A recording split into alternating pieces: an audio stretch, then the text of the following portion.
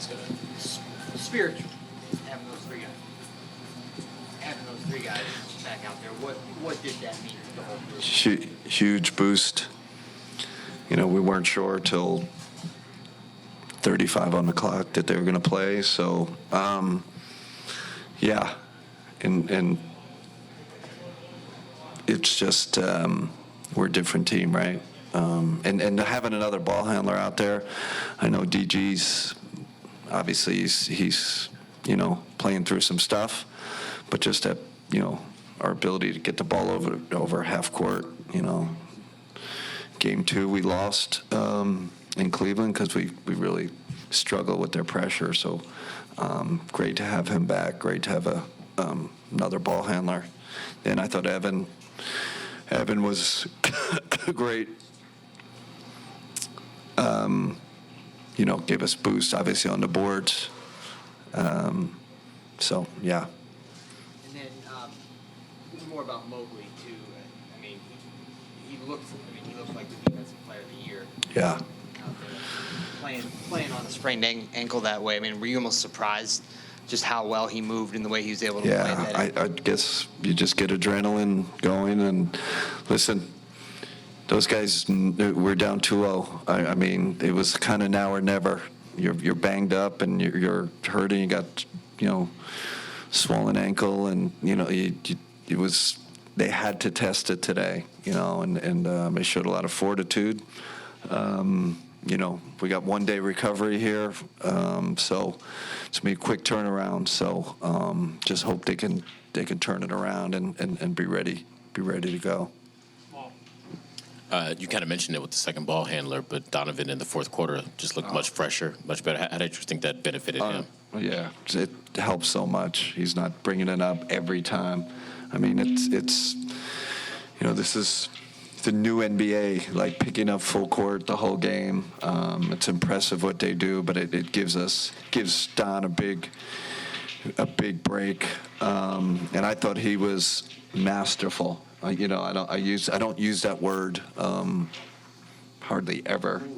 He was masterful in the way he controlled the game, and not passing, making the right decision, defending.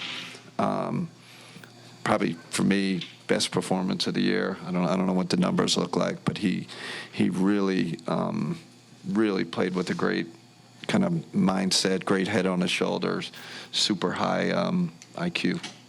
And the game seemed to just flip in the second quarter, obviously, and you guys' zones gave him a lot of trouble. Just kind of what was the thought process decision there, and why do you think that gave him so much? I think we held him to 13 points in the second. I think the zone helped us. We got into foul trouble, and we were almost forced to go to the zone to protect those guys, and we took some risks, right? We were playing DG with 3 fouls. Gets to 4, and then Don gets his 4th.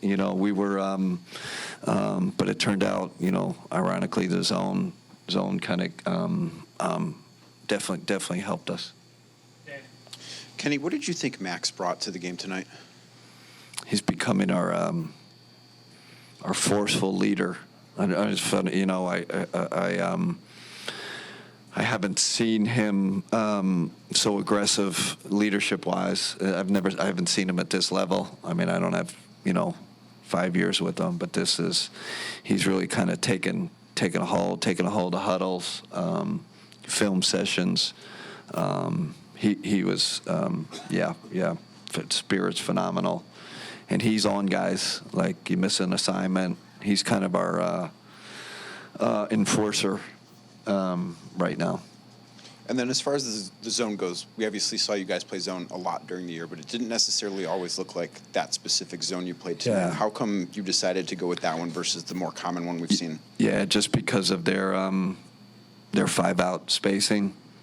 Our guys, you're right. We're comfortable with one we've been playing, but after watching a lot of film, we decided we can't play our traditional zone against them. We had to kind of match to their 5-out stuff. John. Yeah, Hey, John. Kenny. In addition to the zone, the other thing was it seemed like you guys were really committed to denying Tyrese's touches. It seemed like Max was denying him on jump ball, even on one play. Can you talk about that part a little bit? Yeah, I mean, it's obvious kind of part of the game plan. We gotta limit his touches. He's the head of the snake, and it's extreme. That's just where we are. I think the first kind of 2 games he had his way. I thought in game 2 we did a better job cutting him off a little. And John, it's not just a scoring or he touches it, good things happen. So and we wanted to obviously slow their transition. I mean, it's kind of extreme. We jam him on every chance we get. So he's not getting high outlets, and he's not doing those kick aheads. And we know the numbers, what that looks like. So we're not perfect, but I think it's helped us. Kenny. Where's Joe? Right here. Oh, hey, Joe. Hey. Offensive rebound has been a big major emphasis all year, 18-4 in this game. How big a factor was that? We've been preaching to our guys. We went in the possession game. We started post All-Star. We made a shift. We know it equals playoff success, and the guys have bought in. And it helps when you got 2 7-footers. That helps. But we're crashing from everywhere though, and it's because Joe, we're not shooting the ball well. Again tonight, for some reason, we haven't turned that corner. So we really need it. I think we're plus 19 in the possession game.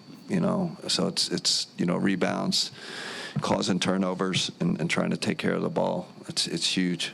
And then they cut it to, I think, 11 with about 8 minutes to go. You went back with your starting 5. Yeah. How important was that moment? Yeah, and one of the rare games where our bench wasn't elite like it usually is. So, this is one of those games you got to get it, and I just felt it. I said we got to get our starters back in. I think Evan made a play after that. I think he might have been a 3-point play, but yeah, that was helpful. Left side, Chris. Hey, Chris. Hey, Kenny, you said before the game that the key to tonight was getting back to who you guys are, getting back to your identity. In which way do you feel like you resembled yourselves the most? Yeah, I thought our spirit was great. Togetherness, our leadership was Donovan and Max. So those kind of the intangible things. And then I felt like we played with, our defensive identity, our force, our energy. And again, I'll give Don a letter. And then we were it was moving tonight. I know we didn't make shots like we normally do, but the ball was really cooking. Don really found the right dosage, of passing and scoring. And that, Chris, that's kind of been us all year. But really the defensive, and like Joe said, Evan was a big part of that. I thought he was phenomenal. You can see we've upped our level. We're extending a little more, pressuring them a little more, trying to make them not do their passing. They're unbelievable with their passing game, how they ping it around. We need less pings, I told the guys, so activity on the ball is super important. And then how would you characterize the impact that Max has had in the first 3 games? And coming into the series, did you anticipate him having such a significant role? He's raised his level. I think he knows what getting to the finals looks like. So we're leaning on him a little bit now. He's the one he's raised his level first, and now it looks like the guys are following him. Huge having a guy with that kind of experience, playoff experience on your team. And he's just a tough son of a gun. There's no BS with him. I mean, he's just he's holding guys accountable, being tough on them. When you've talked before, over here, Kenny. Oh, you are.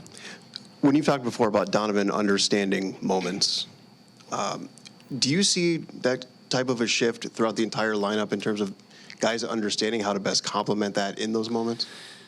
Yeah, I mean, and he helps them with his leadership. He helps put the pieces in play, where to go, where guys should be when he gets an ISO, where guys should be in the pick and roll. So he's orchestrating, obviously he's orchestrating his game, but he's orchestrating the pieces around him.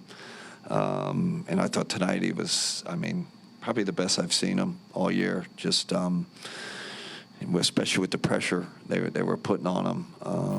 He helps guys understand where they need to be, what they need to do. Hey, I want the screen this way. J.A. flipped the screen. He's constantly coaching those guys, and it's a huge help. And we've seen some smaller minutes from Ty. What are you seeing from him? Man, he's struggling, but this is the playoffs. You go through stretches, and I